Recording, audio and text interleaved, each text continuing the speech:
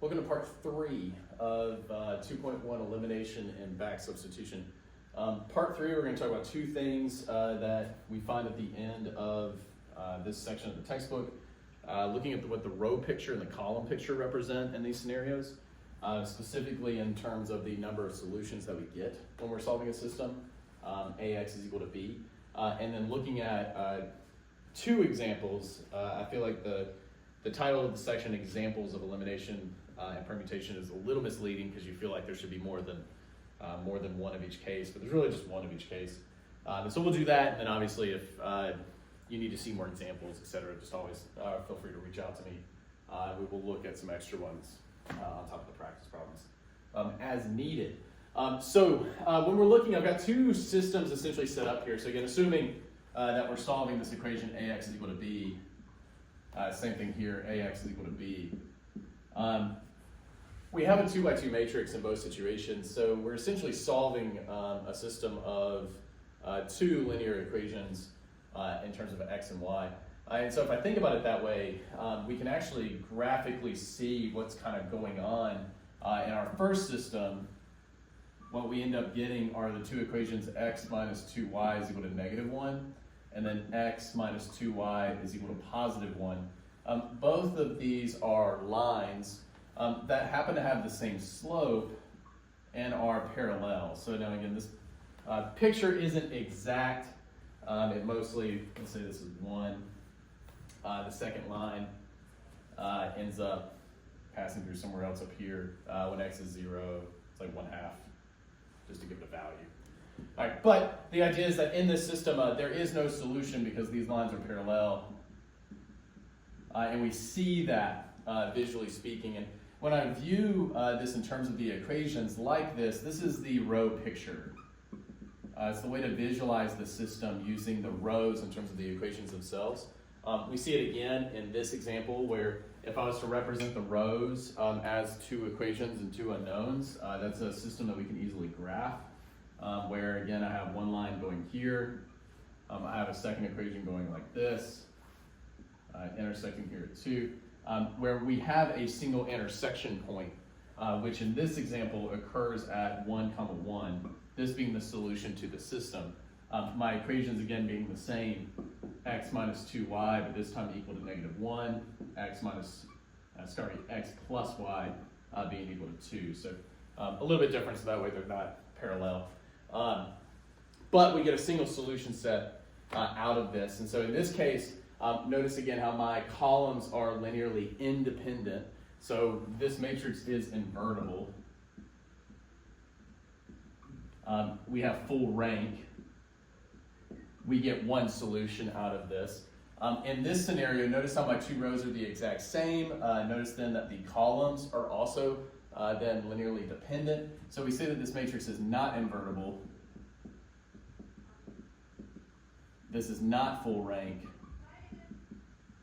And because it's not full rank, we call this a singular matrix. And this is a phrase that you're going to see start to pop up in this lesson and continue into the next section where we'll actually define more and talk more about matrices and their inverses, because I will reference that a little bit. But this is how we try to imagine and picture these problems, in particular the rows. And this is kind of the standard that you see going from Algebra 1 up into Algebra 2. Because we're dealing with systems of smaller dimensions. Two equations and two unknowns, very easy to graph and see. Three equations and three unknowns begins to get a little bit more difficult. If we have a full rank 3 by 3, then what we end up having are three separate planes intersecting, and that intersection is one single coordinate. And already, if you try to think about three sheets of paper intersecting, it can be hard to kind of visualize what that might be. And so another way that we can try to picture what's going on, and this method is essentially easier to use when getting into 4 dimensions, 5 dimensions, etc., is the column picture. And so just to kind of take this out and focus on this scenario here with the solution of 1, 1, if I want to think about this in terms of the column picture, recall that the column picture is thinking in terms of the linear combinations for my columns of A. So like when I'm setting up this equation and saying AX is equal to B, my x1, x2, or my x and y that we're essentially using in this picture is the scalar that I'm multiplying with these columns, and I'm trying to find the correct combination to get me B. And if I think about it this way, depending on where B is, so in this case we know that B is at 1, 1 in terms of my solution, or not B, but my x was 1, 1. My vector B is negative 1, 2, so negative 1 up 2. Here's B. I'll kind of label it. Probably should use a different color, but it's okay. Here's my vector of B.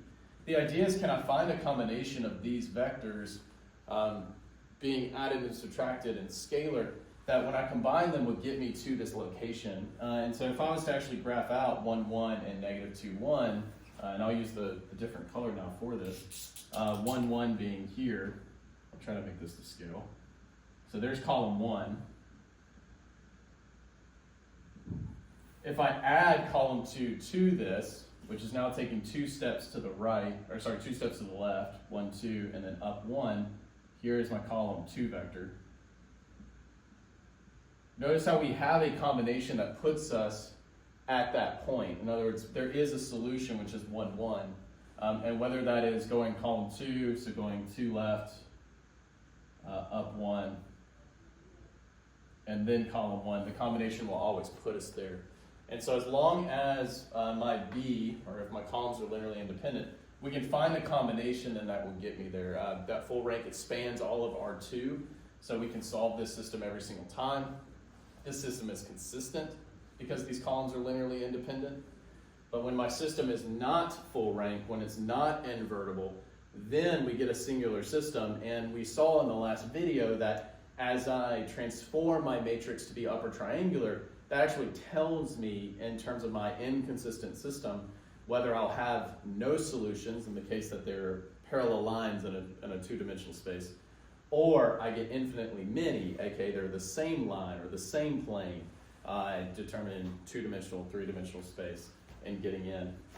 All of my columns are not linearly independent, and so I have one single vector that can create, get to a point, but there are multiple ways to get to 0, etc. And we'll dive more into that as we keep going. And so column picture is the easier way to think about what's going on when we're solving these types of problems. We're looking at it more in terms of combinations, specifically when we have dimensions that are higher than 2.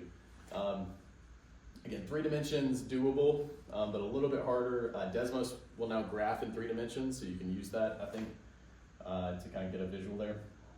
But once you get into 4 dimensions, 5 dimensions, it gets a little bit more difficult. So that's the row picture and column picture and identifying these solutions.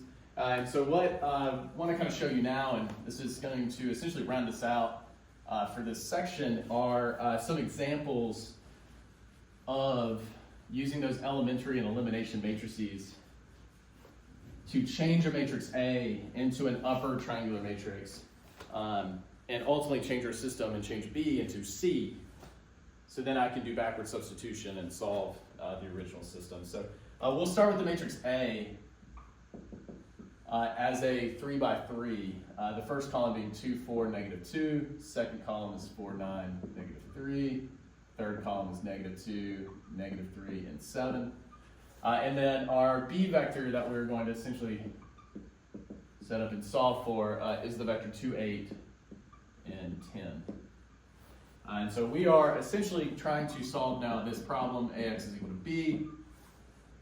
What are the linear combinations of these 3 vectors that'll get me into B? Is it possible? Is there only one solution, infinitely many, or is there no such vector that exists? No combination that exists. We're thinking more again in terms of the column picture. Now, one thing I wanted to point out before we get into this, because he mentions it, and I think it can be kind of confusing if you're just kind of following along in the textbook, is there's a use of MATLAB, M-A-T-L-A-B. Typically, if you are undergrad mathematics student, if you're engineering, etc., you either take a MATLAB software class or a C++, again, depending on your field of study. For example, as a math undergrad, I took MATLAB, and it's just a mathematics software that you can use. It solves matrices. A lot of this elimination process that we're doing is built in to programs in solving this. And the way that they do that is they use what's called inverse matrices. And again, this topic is something that we'll look at more, but this word has been thrown around a lot. The idea of a matrix having an inverse, inverse means to undo. So what will essentially undo A, what matrix can I multiply with A that will essentially give me the identity, which will essentially give me to 1. Typically in numerical methods, if you have a number 4, we say that 1/4 is its multiplicative inverse, because when I multiply these two things together, it gets me to 1. Matrices are very, very similar. Right? If a matrix is invertible, then there is another matrix that when I multiply it, will get me to I. It will change it into the identity matrix. And from the unit 0, back at the very beginning, remember the identity matrix, if I multiply anything with the identity matrix, it just gives me that anything back. Right? It doesn't change anything. And it's why we use it when we're trying to do my elimination and use my elementary operations. And so now what that looks like here is if A has full rank, if A has full linearly independent columns, I could multiply this on the left-hand side by A inverse and do that the same on the other side. And then A inverse times A is just I, just to bring this down here. And I times X is just X. So if I'm trying to solve for A, then this is actually a procedure that will solve me for X. This is solve for A, but solve for X. If I know what the inverse of A is, if I just multiply that on the left with B, then that actually solves for my X1, X2, and X3. And again, we'll see this a little bit later. Typically computer programs, this is how they will solve. They will find the inverse matrix for A and then do that. There are other programs, but it's again, an efficiency in terms of memory, the number of iterations, operations that goes on. Again, something that we'll discuss a little bit later on. But this invertible idea will also play a role at the very end of this lesson. And it's kind of the lead-in as you get into the second section, 2.2. We start talking about LU, and that happens in the third section, and what we can do with these elementary matrices. So without further ado, let's jump in and actually start to solve this one. Now, just to go ahead and tell you up front, because I think this makes it a little bit more realistic, I'm not going to actually look at the notes and the steps, so that way you can kind of see my thinking, and I'll kind of talk aloud and kind of help build out the matrices. Something else I'm going to go ahead and do, because I think it's just a good thing to start now instead of showing the elimination and then seeing it right afterwards, is there's something called an augmented matrix.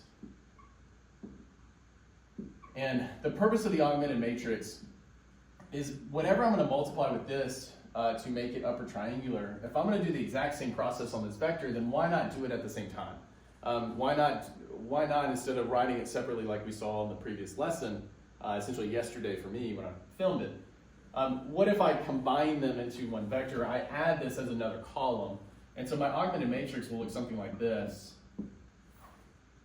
where for our sakes and purposes, I will use a dotted line to denote where I'm attaching it. And this just kind of emphasizes what my vector for B is. And so I have my augmented matrix here, and this is what I'm going to ultimately try to make into an upper triangular matrix. And as I change this to be upper triangular, then this B vector will be changed into C. And remember, my ultimate goal is to take AX is equal to B and transform it into UX is equal to C. Once I get it in terms of an upper triangular matrix, we can use backward substitution because this will be 0, 0, and then I'll just divide by my pivots, just to kind of repeat from the previous lesson. So when I look at this matrix again, we start with the pivot point. So I'm going to start with the main diagonal, and I'm going to start with that first 1, 1 entry. And I have a non-zero, so that means I've got my pivot point. We're not going to change anything else right now. We'll talk more about efficiency later. But my objective is to now zero out the rest of this column, so everything underneath that pivot. To zero out this first entry, the 2, 1 entry, I need to multiply the first row by -2 and then add those two things together. So I will use my elimination matrix E2, 1, And just to write out what that would look like, the first row is staying the same. The third row is staying the same. The second row, I'm multiplying the first one by -2, and I'm adding it with the second. So this is my elementary matrix that I'm going to multiply with A. And so I'm going to go ahead and write that here. 2, 4, -2, 4, 9, -3, -2, -3, 7. And again, I'm augmenting this, so 2, 8, 10. Side note with this, notice how this was a 3 by 3 matrix here. This is a 3 by 4 augmented matrix. So see how I'm not changing the augmentation? That when I do this multiplication, I'm going to still end up with a 3 by 4, where that last column will always stay my B vector being transformed into C. And so that's why this multiplication process works. It's why I can attach that to the end. Because again, whenever I'm multiplying with this, I'm also multiplying with this. It's not the exact same thing, but I think concept-wise, you can think about this in terms of distribution. Very, very similar as an idea, but not mathematically accurate to say that this is distribution. So what I have written right here now is E21 times my augmented matrix, essentially A, B.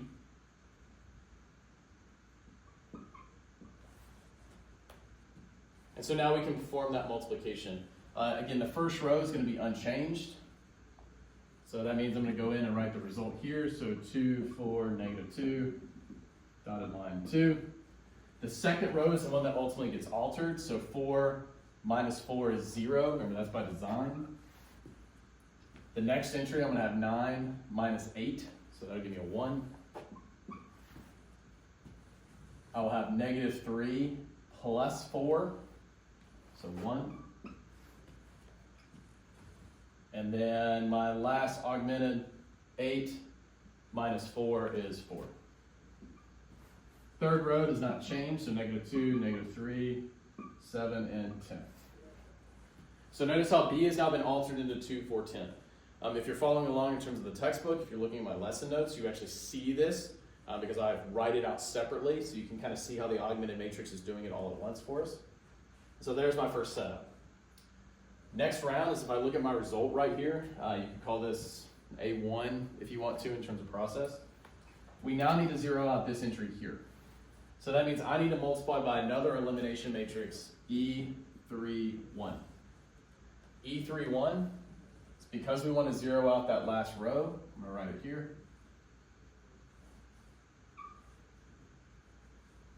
Notice how I can just add the first and third rows. So that means I'm going to multiply by 1, 0, 1 there in that last row. I'm going to go ahead and copy this here just because of space. If I had a better camera or a bigger board, I'd be able to write all this out so you could see it all. But what I'm going to do is just replicate our answer here and then walk through that multiplication. 0, 1, 1, 4, -2, -3, 7, and 10. And then fill in our answer here. The idea is as we keep going, I'll keep replacing until we get to our upper triangular UX is equal to C. So we're going to multiply E31. Again, this was our answer that we have right here. Again, first and second rows are going to stay the same, so I'm going to go ahead and rewrite that. So 2, 4, -2, 2. Second row is 0, 1, 1, 4. And now my third row is the one that gets ultimately changed. Again, what's really nice is because we're just adding, so this is going to give me 0, 1, 5, 12. So 0, 1, 5, 12. Now that I have zeros underneath my first pivot, so I'm going to go ahead and box that one more time. We can now look at my next pivot point along the diagonal. It is not a 0, which is perfect. This means we can continue throughout the process. There's no hiccups. Now we want to zero out this entry, which is the 3, 2 entry. So I'm going to multiply by one more elementary matrix. And if you can, hopefully you can still see this on the side. So E32, I'll write it down here just in case. E32, E31, E21, and then my augmented matrix AB is what we've done so far. Now E32, if I write this out, again I'm changing the 3, 2 spot. Well, notice that to zero out this entry, I'm doing row 3 minus row 2. So this is going to be a -1 here. I'm negating that second row and then adding to ultimately change. So I'm going to copy this over. Again, I only need to really replace that third row. So 0, 1, 5, 12. And then notice how I'm going to ultimately just do one elimination step, and hopefully I don't get a row of zeros underneath. We'll have our ux is equal to c format. Again, can do this pretty quickly because it's just -1 on the second row. So 0, 0, 0, 1, -1, 0, 5, -1, 4, 12, -4, 8. And so we get now my upper triangular, because now that this is all zeros underneath the main diagonal, I check my last pivot point, it's a non-zero. We now have my matrix U augmented with the vector C.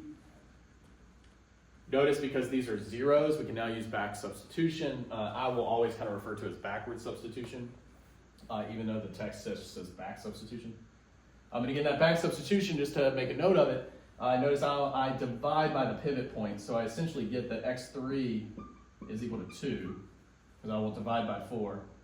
Now I can move to the second line and say, okay, well, x2 plus 2 is equal to 4, or x2 is equal to 2. Now that I have x2 and x3, we can go to my top line, and I now have this set up, 2x1 plus 4x2, which is 2, so 8, minus 2 times 2, so minus 4, is equal to 2. So I get 2x1 plus 4 is equal to 2, 2x1 is equal to -2, or x1 is equal to -1. Now I have my solution. X is equal to -1, 2, 2. This is the answer that we see in the book and from this example. So the solution to the original problem. Now remember, what this tells us is that A must be full rank. All of this is linearly independent. I'll have non-zero pivots along the main diagonal. So that means each of these columns are linearly independent. They span all of R3, so we could actually solve any vector for B. We could find a combination to get to that coordinate into that vector.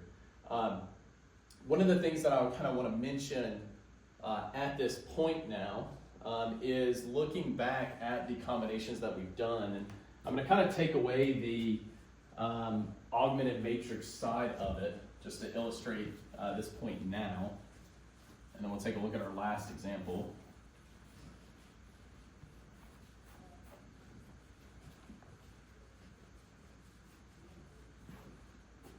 Is that when we're initially solving this problem of AX is equal to B, again, what we ended up doing is multiplying A on the left-hand side here by these elementary matrices.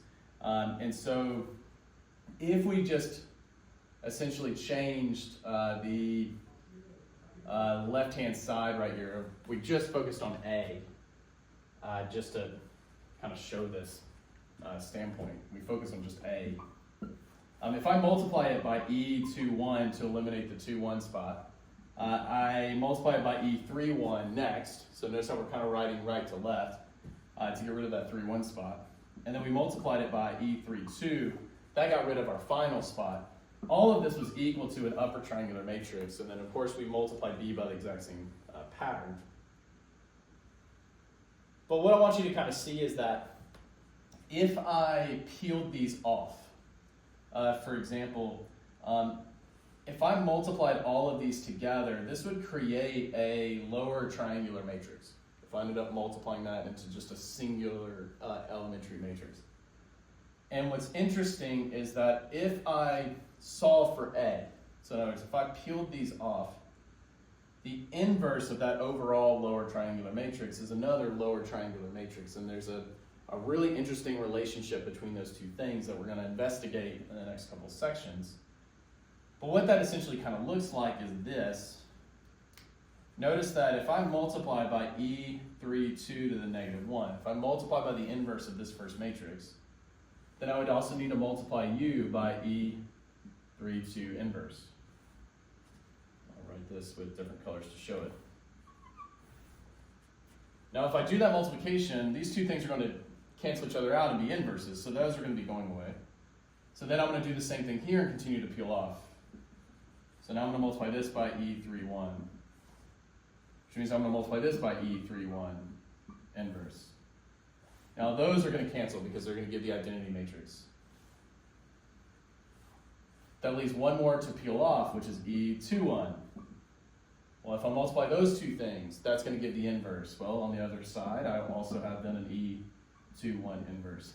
In other words, I'm multiplying U on the left-hand side by the reverse order of the elimination matrices that we used, and not just the reverse order of the elimination matrices, but the inverses of those individual matrices.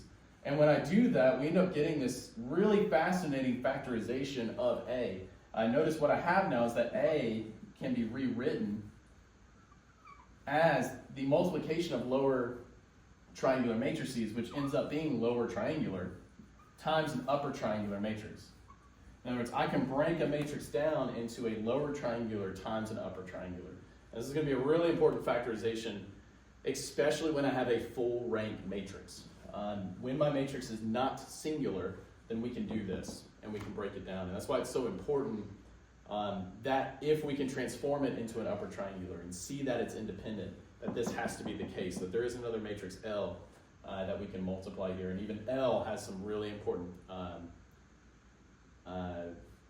properties, I guess is probably the right way. I was supposed to say patterns or kind of relationships. But this is something we're going to investigate in the next lesson, but it's something that I think is kind of thrown in the text without a lot of context. So I just want to make sure you kind of had that and kind of what was going on with that. And that should be helpful for the next lesson. Because in the final example that he gives, one of the things that we looked at in the previous lesson was what happens when elimination breaks down. Is the process solvable? Does elimination just shut down? Like, can we do anything with it? And so let's take a look at a problem again like that. And so in this case, we're going to have a new matrix for A. It's really similar, and again, I'm going to set it up in terms of an augmented matrix. B is going to stay the same, so 2, 8, 10, excuse me. We're going to have 2, 4, negative 2. Sorry, that's actually the old one. So new matrix. I was looking at the wrong problem. I told you I was doing this on the fly.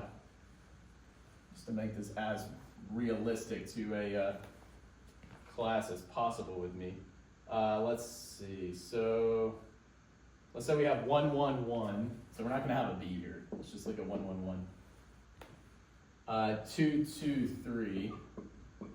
And then 0, 4, 5. Let's say this is my matrix that we're working with. And I want to change this matrix into an upper triangular matrix. So again, when I look at my problem, what's really nice in this situation is my very first pivot point is a 1, which makes my elementary matrix and what I need to do a little bit easier.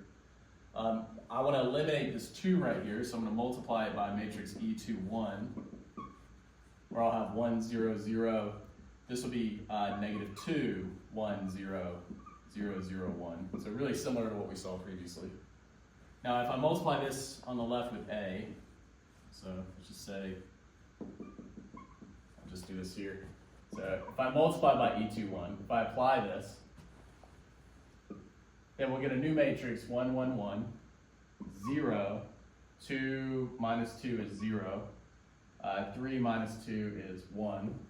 My third row would stay the same, so 0, 4, 5.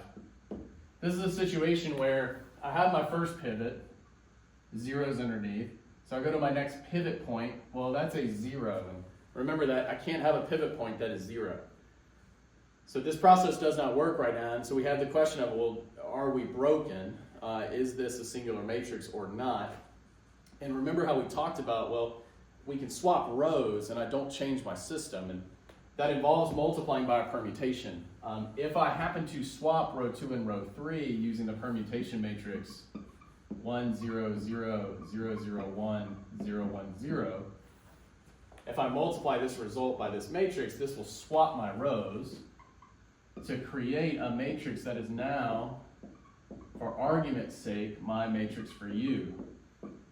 Notice how every pivot point is non-zero.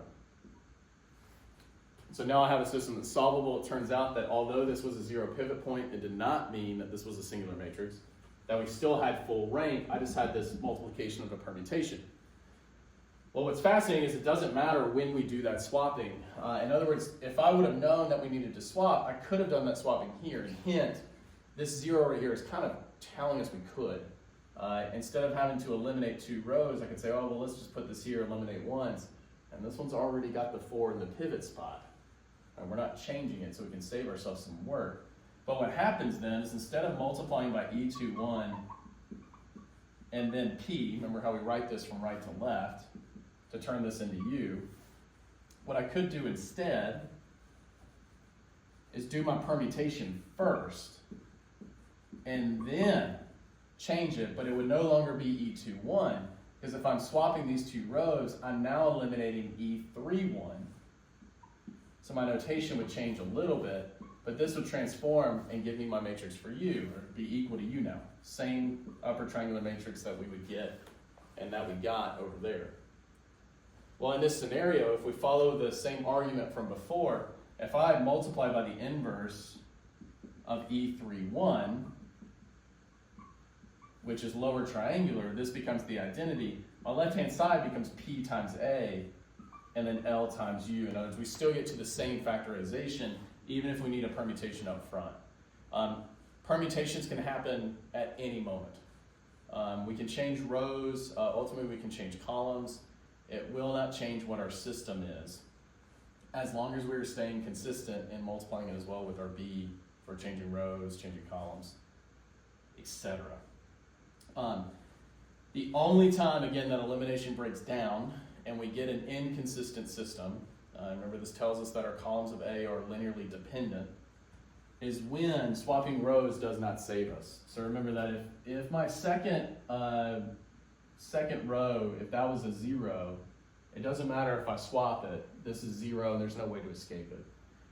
If this was 4, 5, these 0 out, elimination can't save it. We know then that this problem is either infinitely many or none, depending on the B that we're trying to solve for.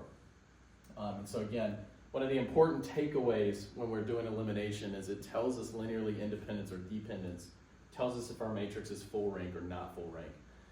As we get into the next lesson, what we're going to start getting into, just to repeat the word for fun, is focusing on the elimination matrices themselves.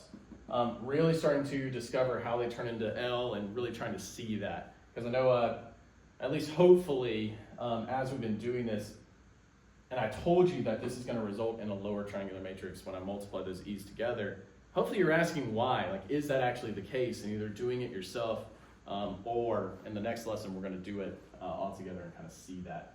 So that rounds us out for the first lesson. Really your first big introduction to solving systems of equations in linear algebra and solving AX is equal to B.